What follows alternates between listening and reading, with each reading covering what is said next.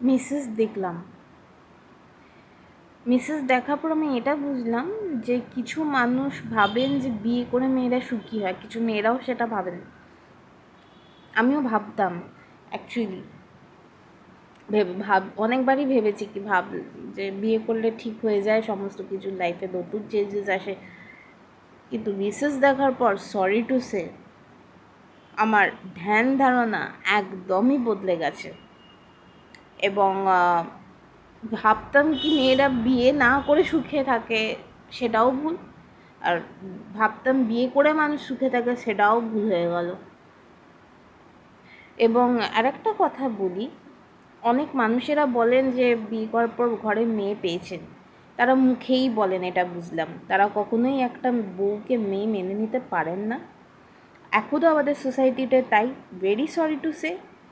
এবং খুব কম